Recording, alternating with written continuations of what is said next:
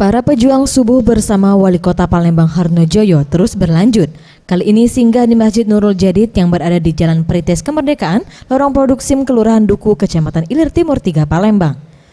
Dalam kesempatan ini selain bersilaturahmi bersama masyarakat, Wali Kota Palembang Harnojoyo mengajak sholat subuh berjamaah.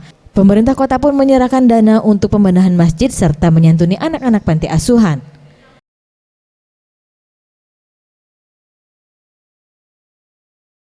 Menurutnya dengan atau tanpa kehadiran wali kota dan rombongan, masjid harus tetap ramai terutama pada saat dilakukan sholat subuh. Selain itu juga kegiatan ini dapat dijadikan untuk menyerap aspirasi rakyat terutama pembangunan masjid untuk kedepannya.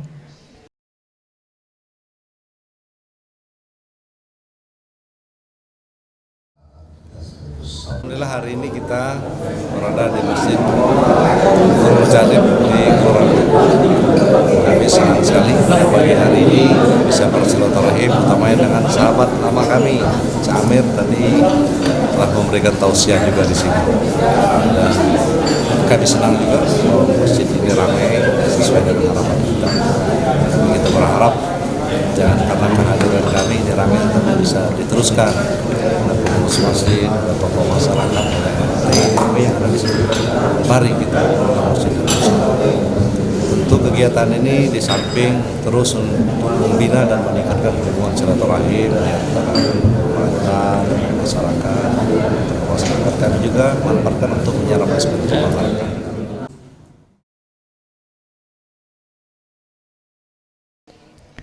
Senada dengan hal itu, Cak Amir selaku pengurus masjid mengatakan kegiatan sholat subuh berjamaah sangatlah baik dan berharap dengan adanya sholat subuh ini suatu cara untuk membangun kerohanian yang lebih baik ke depannya.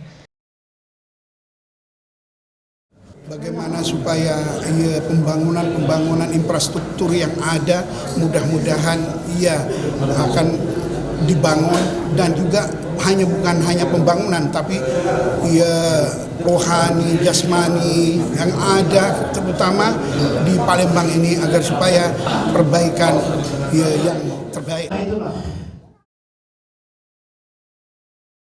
Tim Liputan Sriwijaya TV.